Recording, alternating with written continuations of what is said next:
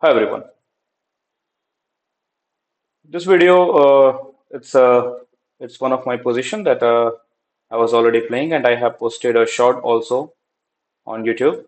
And the reason why I am posting this video with an explanation because I got some comments in that short that Black could have easily draw this game. There were many ways to draw this game. But let me tell you. This position is never a draw. No matter what you are going to do in this position, it is always a win for white only.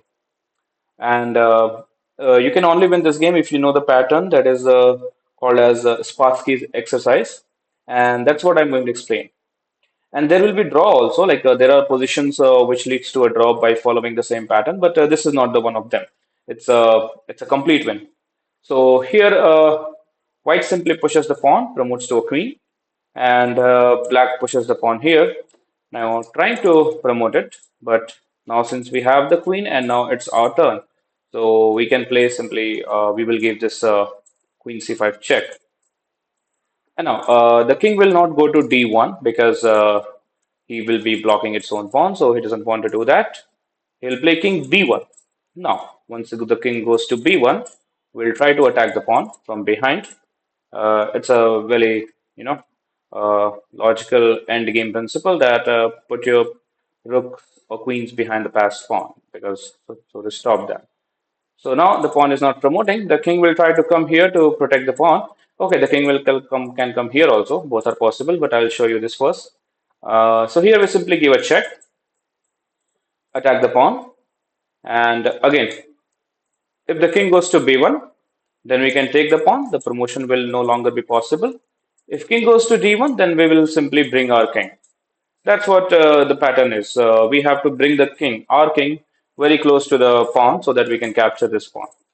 Now, what happens if the king tries to go here? It is the same thing, nothing difference because then we will give this check and okay, king, let's say goes here. We'll attack the pawn, and king will try to come again on to c1 to protect it, and the same position goes again. Now the king is forced to go on to d1. Otherwise, going on b1 leads to capture of this pawn. So yeah, so that's the thing. So in this case, once the king comes to d1, like it's blocking your own pawn, blocking his own pawn. So we'll play the king. Now the king will go out to e2. Again, he's trying to promote, but no worries. We have the very basic tactic here that is called the absolute pin. Just pin the pawn, and now okay, the pawn can't be pushed, so he will play king e1 to now threatening to promote. But again, we follow the pattern, give a check. Again, the king is not going on to block it. If the king blocks his own pawn, then you bring the king. King goes to f1, then you attack the pawn with a check. King will try to again come to e1, then you give a check, attack the pawn.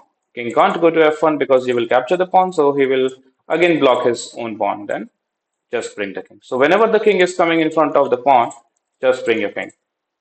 Now again, he will try to do this, trying to promote, but it doesn't help because we need to check.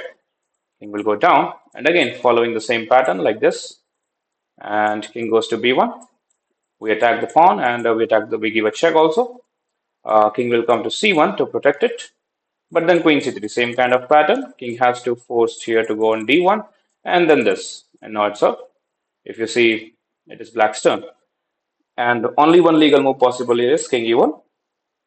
We capture it, and king goes here. We have a checkmate. So yeah, so you can see that this position is always leading to a checkmate.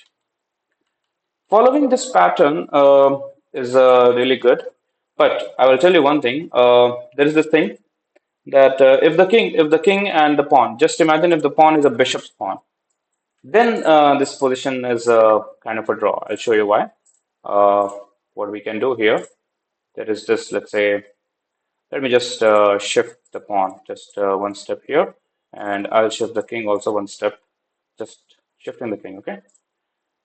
Now, in this position, if you promote, let's say you promote and then he will push and you give a check, king will go here, you will give a check, king will go here, you will give a check. And now, instead of going to block the pawn, he will go to the corner.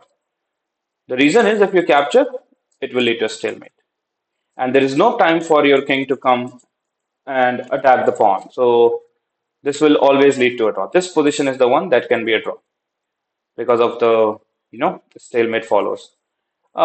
In this position also, there are some exceptions are there. Like, if your king is somehow closer to this range, to the range of this pawn, then there is a way that we can actually win the game. I will be posting one video of this end game also where the king is in the winning zone. The white king is in the winning zone, and despite having the bishop's pawn, black will not be able to draw the game, and white will be easily winning it. So yeah, that is the position, and this bishop's pawn leads to a draw in most of the time. Few cases are there. I will be doing that also. Knight's pawn or also are always a win. Yeah, rook's pawn are a little bit tricky. There are also some cases where white can win the game, and some cases are there where white will not be able to win the game, and black can manage to draw this position. So yeah, this is one of the trickiest, we can say end game. But if you know this pattern, this is passive exercise, then the king's pawn and the queen's pawn will be very easy for you to win the game. You will know how to stop the pawn, and you will be promoted. You will be winning. Sorry. So yeah, that is the thing. I hope it will be now clear to that short section. That video is already there, which where I was playing, and now this is the explanation of that video. So you can go through that. So yeah, that's the thing. That's all.